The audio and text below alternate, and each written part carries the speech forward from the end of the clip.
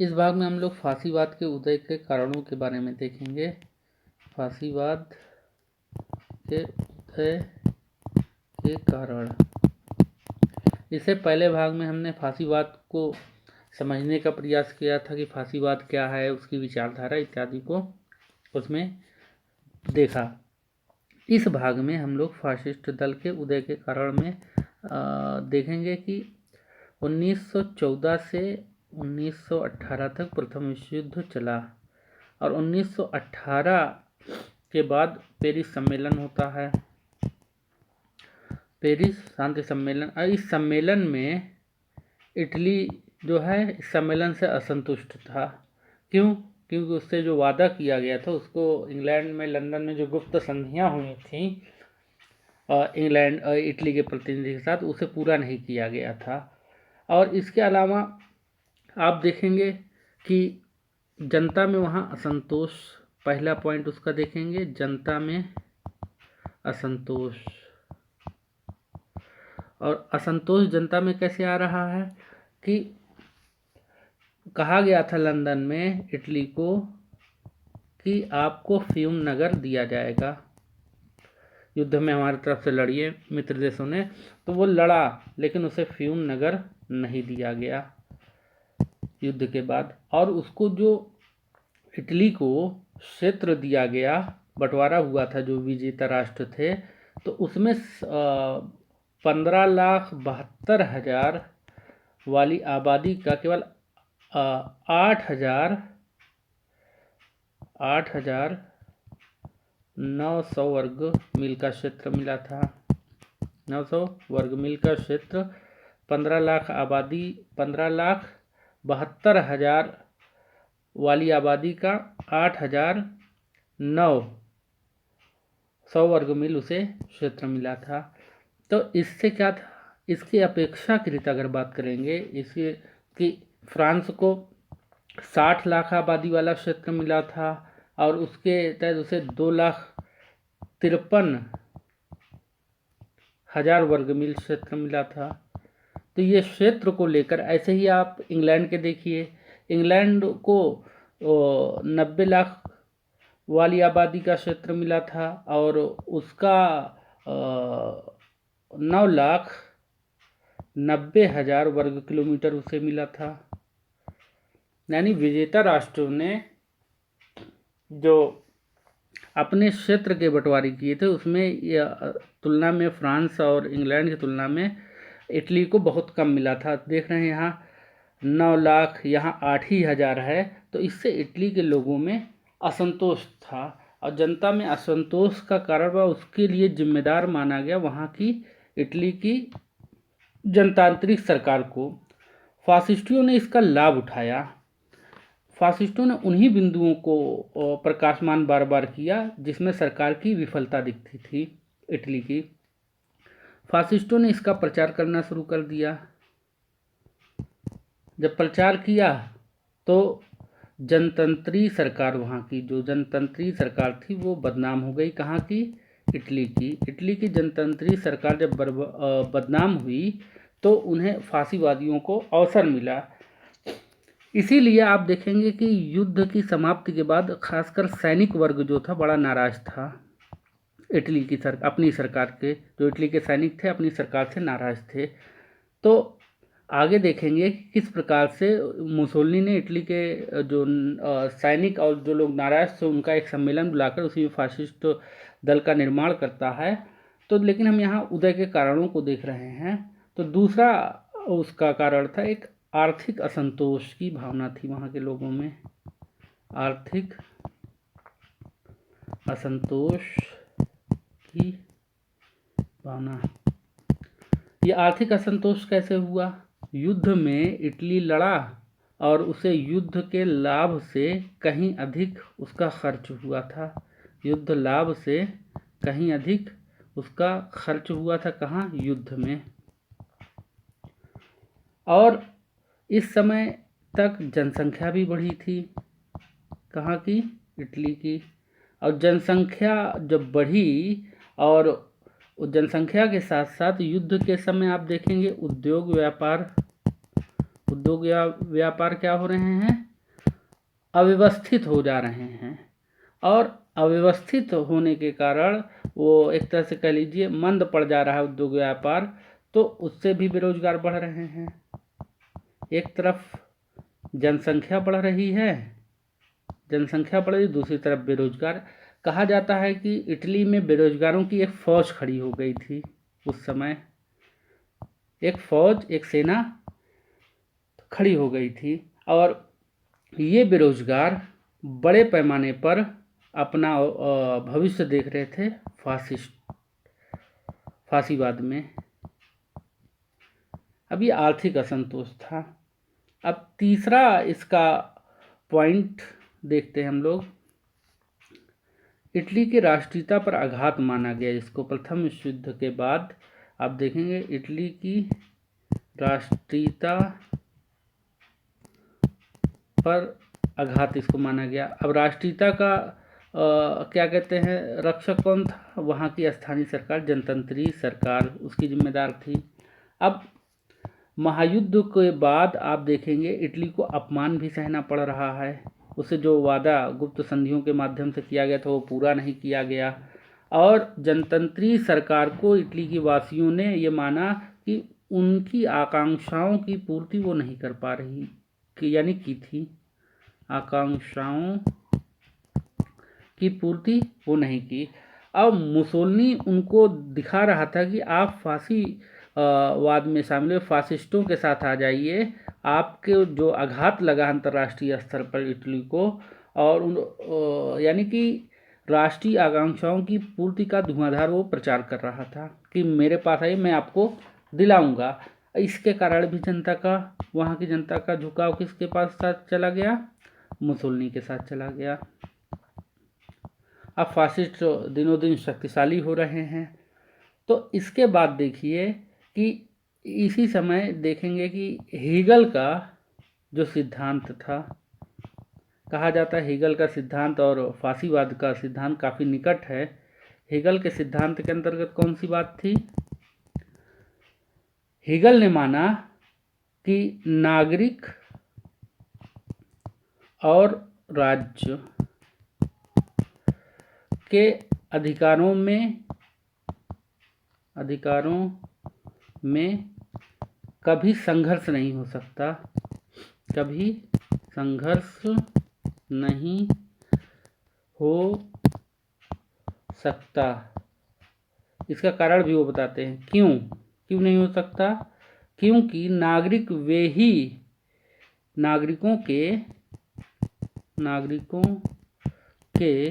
वे ही अधिकार हैं, यानी वही अधिकार हैं जो राज्य उन्हें प्रदान करता है, जो राज्य उन्हें प्रदान करता है। अब नागरिक और राज्य के आदर्शों का पालन करके ही उन्नति कर सकता है, यानी नागरिक जो है राज्य के आदर्श जो हैं उन्हीं को पालन करके वो आगे जा सकता है। हेगल का ये सिद्धांत जो था, इटली में उस समय जेंटिल और प्रोजोलिन नामक व्यक्ति, ये विद्वान थे अपने समय के। इटली में इसका खूब प्रचार किया, और जब इसका प्रचार खूब हुआ तो फासिस्ट दल से इसकी काफ़ी राज्य को आगे ले जाने के लिए एक तरह राष्ट्रवाद ही मुसोलिनी की विचारधारा जो थी राष्ट्रीयता की थी। मतलब जैसे स्वयंसेवक जत्थों ने ये दल बनाया था फासिस्टों का, तो राष्ट्रीयता स्वेच्छा से लोग शामिल हुए थे। तो लेकिन आप देखेंगे कि हेगल के सिद्धांत तो जो दिखाई पड़ रहे हैं, राज्य को वो भी मान रहा है कि राज्य और नागरिकों में संघर्ष नहीं होना चाहिए। यहाँ भी आपको दिखाई पड़ता है कि इसके सिद्धांत काफ़ी समानता दिखाई पड़ती है। फासिस्टों का सिद्धांत, फासिस्ट मतलब वो राष्ट्र विकास की बात करता है, राष्ट्र के सभी लोगों के विकास की बात करता है। राष्ट्र चाहे वो कृषक से लेकर पूंजीपति, उद्योगपति और बड़े जो है सामान्य, सबका ये जो है जो समृद्ध लोग हैं सबके साथ सबका विकास करने की ये बात करता है। तो इसके काफ़ी समानता दिखाई पड़ती है हेगल के सिद्धांतों से और हीगल के सिद्धांत के साथ, किसके, मुसोलिनी के सिद्धांत, यानी वहाँ के फासिस्टों के साथ। अब इटली में इस समय कुछ विद्वानों ने माना कि इटली में साम्यवाद का प्रभाव बहुत ज़्यादा बढ़ता जा रहा था। साम्यवाद को रोकने के लिए फासिस्टों के पास लोग स्वेच्छा से जुड़े। अब प्रथम विश्व युद्ध के बाद मजदूरों में और किसानों में असंतोष तो था ही। किसानों को भूमि नहीं मिल पा रही थी और उनको लगान अधिक थे, और इस कारण से इटली में क्या हो रहा था, साम्यवाद जोर पकड़ रहा था, साम्यवाद बढ़ रहा था। साम्यवाद बढ़ रहा था तो हर तरफ हड़ताल हो रही थी और तोड़फोड़ की घटनाएं भी हो रही थीं। और देश में उस समय इटली जो देश था उसमें कई समाजवादी दल भी स्थापित हो गए थे। और समाजवादी क्या करते थे, जो सरकार में जनतंत्री सरकार थी उसका असंतोष ये मिटाने का प्रयास कर रहे थे समाजवादी दल।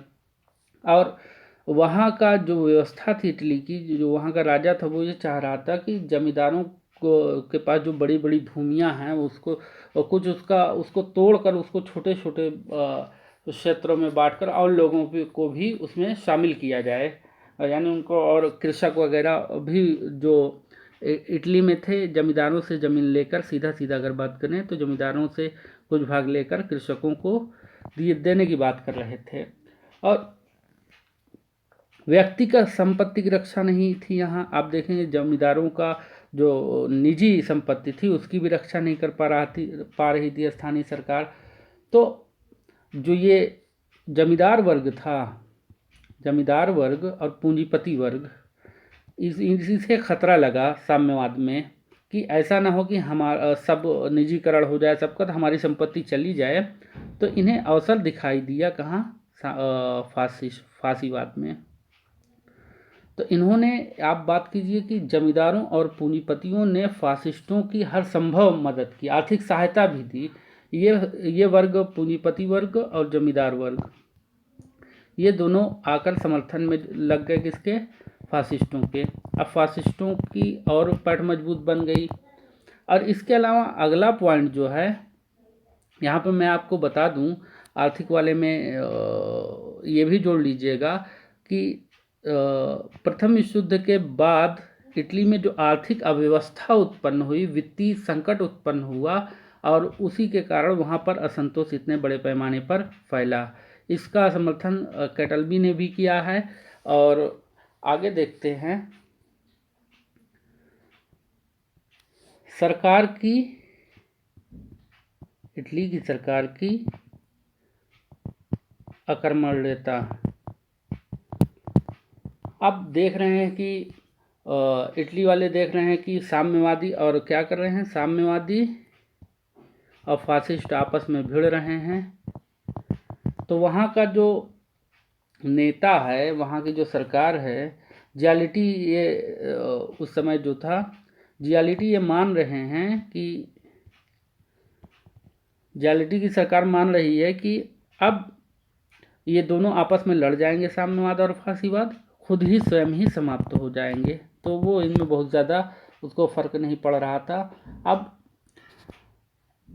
देखिए कि जनता की सामूहिक, जो उस समय थी जनता की सामूहिक निर्धनता, एक बात ये ध्यान रखिएगा। इसके कारण जब बड़े पैमाने पर जनता बेरोजगार थी तो समाजवादी दल वहाँ काफ़ी एक्टिव हो गया था, समाजवादी दल एक्टिव हो गया था। और 1919 में जो निर्वाचन हुआ वहाँ पर, तो वहाँ पर समाजवादी दल इटली में, यानी समाजवादी दल चैम्बर ऑफ डेपुटीज में 1/3 1/3 स्थान उन्हें मिला, समाजवादियों को। और उन्होंने गांव-गांव में घूम कर अपनी शाखाएं स्थापित की। और इससे अब उन्होंने शाखाएं स्थापित कर ली। और किसान मजदूरों को ये कह रहे थे कि जमींदारों से छीनकर उनकी ज़मीन, यानी जमींदारों से छीनकर, जो बड़े बड़े लैंड होल्डर्स हैं, तो उनसे ज़मीन छीनकर किसको बांटी जाए, किसानों को दी जाए, तो इससे एक बड़ा वर्ग उनके साथ चला गया। अब देखिए 1920 तक इटली के मजदूरों ने और एक तरह से कह लिए 100 से अधिक कारखानों पर क्या कर लिया था, कब्जा कर लिया था। ये कारखाने किसके थे, उद्योगपति के थे। 100 से अधिक कारखानों पर कब्जा करके उसे स्वयं संचालित करने लगे थे। तो ये सब कारण बना। और इसके बाद जो फासिस्ट थे लगातार अपने विचारधारा का और इटली का नया इतिहास लिखने के लिए इटली में उम्मीद की गई थी कि ये इटली के लिए कुछ नया करेंगे फासिस्ट। तो 1919 ईस्वी में बेनिटो मुसोलिनी क्या कर रहा है, एक सम्मेलन बुला रहा है, एक सम्मेलन बुला रहा है, और जिसमें उसने अवकाश प्राप्त सैनिकों को निमंत्रण दिया, या आप आइए, निमंत्रित किया। और इसके अलावा जो इटली की समस्याओं से उलझे हुए लोग थे, जो अलग अलग समस्या थी, उन सभी को आमंत्रित किया और आप आइए और इटली की समस्या पर विचार किया जाए। तो सबको एकत्र कर कर मार्च 1919 में उसने नवीन इटली में फासिस्ट दल का निर्माण किया। अब फासिस्ट दल का जब वो निर्माण कर लेता था, ये एक तरह से क्या था, वहाँ का अर्ध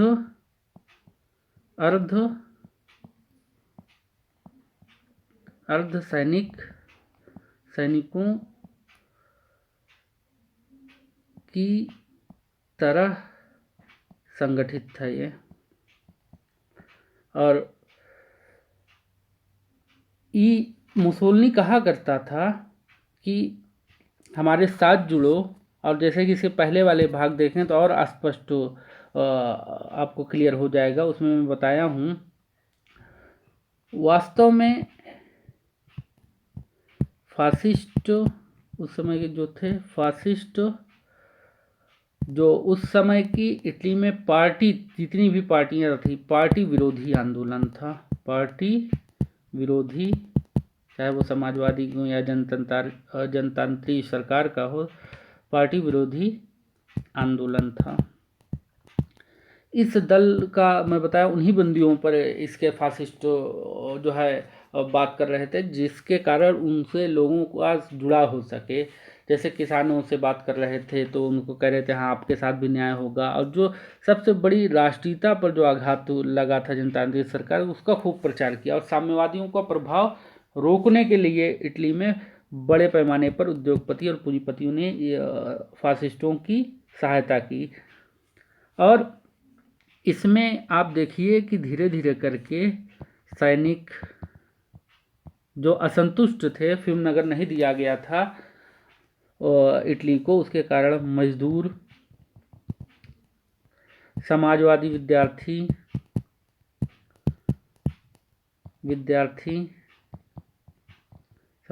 विद्यार्थी के अलावा जमींदार। मैं आपको बता दूं कि मुसोलिनी भी किसी ज़माने में समाजवादी था, याद रखिएगा ये। बाद में वो नए समाजवाद का अध्याय लिखने का प्रयास किया, समाजवादी था, लेकिन बाद में वो उसका कई बिंदुओं पर विरोध भी किया।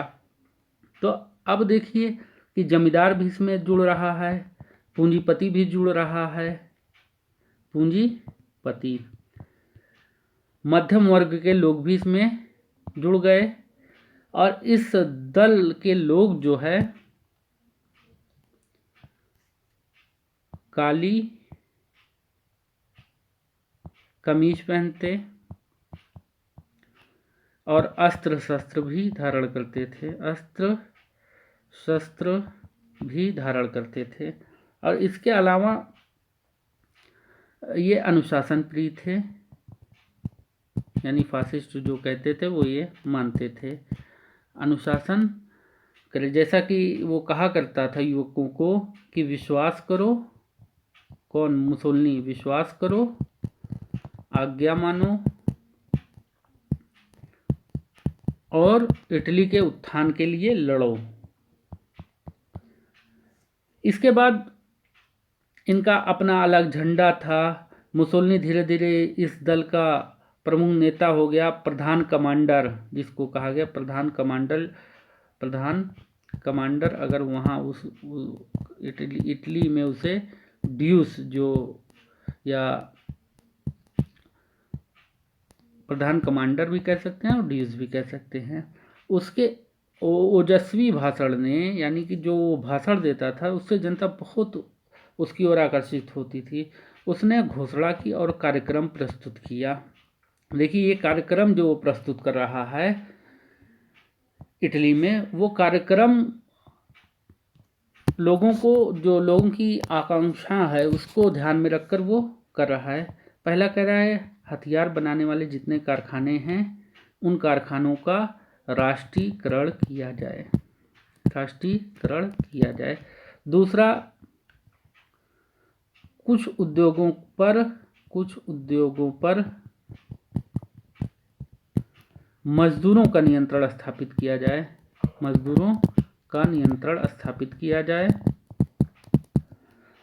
किया जाए।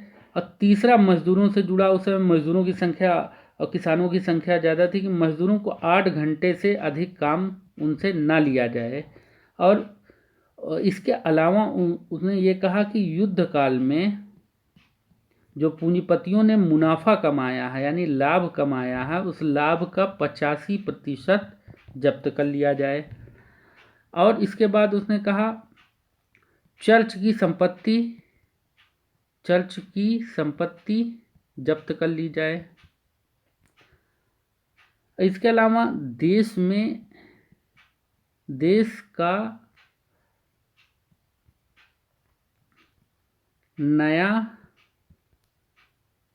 संविधान बनाने के लिए संविधान सभा का गठन किया जाए और जिसमें वयस्क मताधिकार की बात उन्होंने कही, वयस्क मताधिकार हो। और इसके बाद उसने कही इटली जो है,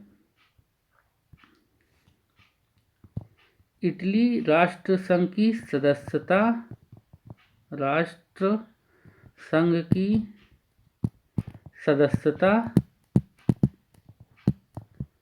ग्रहण करे। और इटली राष्ट्रसंघ की सदस्यता ग्रहण करने के साथ फ्यूम जो नगर उससे लंदन में गुप्त संधि के माध्यम से कहा गया था दिया जाएगा और डलमेशिया पर इटली का अधिकार स्वीकार कर लिया जाए, इटली का अधिकार हो जाए।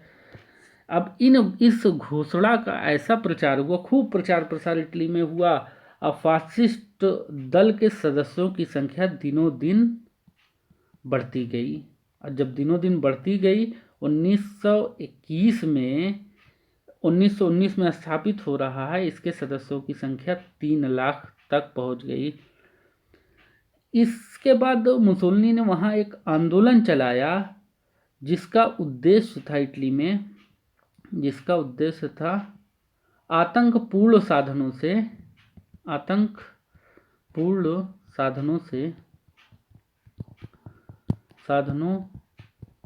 से क्या किया जाए, विरोधी दलों को समाप्त किया जाए। यानी शस्त्र उठाना भी पड़े विरोधी दलों के खिलाफ तो उठाइए। इसके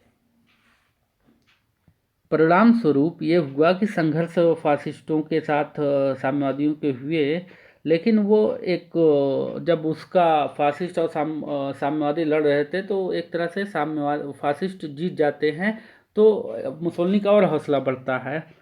और 1922 ईस्वी में आप देखेंगे 40,000 से अधिक स्वयंसेवकों ने, यानी स्वयंसेवक ये फासिस्ट, एक सम्मेलन बुलाया गया नेपल्स में, यानी फासिस्टों का एक सम्मेलन हुआ नेपल्स में और काली कमीज और शस्त्र धारण करके वहाँ लोग एकत्रित हुए। और 27 अक्टूबर 1922 ईस्वी में इन स्वयंसेवकों ने अपने समर्थकों को लेकर, यानी जितने भी फासिस्ट थे, रोम पर चढ़ाई करने की बात कही। अब इसके बाद आप देखेंगे कि मुसोलिनी ही है कि लेटरल की संधि करेगा, और लेटरल की संधि अगले वीडियो में हम बात करेंगे। तो ये सारे कारण रहे इटली में फांसीवाद के उदय के, क्योंकि एक एक पॉइंट पर बहुत ज़्यादा विस्तार से तो नहीं, लेकिन उसका सार आपको बताने का मैं प्रयास किया। इसके बाद वाले वीडियो में मुसोलिनी और द्वितीय विश्व युद्ध के लिए कैसे वो जिम्मेदार बना, और इन सभी कारणों को हम देखेंगे कि जैसे नाज़ी और फांसी, ये जैसे इटली में वो नाज़ी, जर्मनी में तो ऐसी युद्ध अंतर्राष्ट्रीय स्तर पर परिस्थितियाँ स्थापित हो जाती हैं बाद में, जो सेकेंड वर्ल्ड वॉर के लिए उत्तरदायी मानी गई। और लेटरल की संधि 1929 में ये करता है मुसोलिनी, और लेटरल की संधि के जिसकी चर्चा आगे होगी, रोम का जो प्रश्न था वो काफ़ी लंबे समय से चला रहा था, जो समाप्त हो गया। इसके बाद आगे हम बात करेंगे अगले भाग में लेटरल की संधि, और उसके बाद ये द्वितीय विश्व युद्ध के लिए इटली यानी मुसोलिनी कहाँ तक उत्तरदायी था, इसको देखेंगे। फिर इससे जुड़े हुए अन्य विचारधाराओं को भी देखेंगे। ठीक है, धन्यवाद।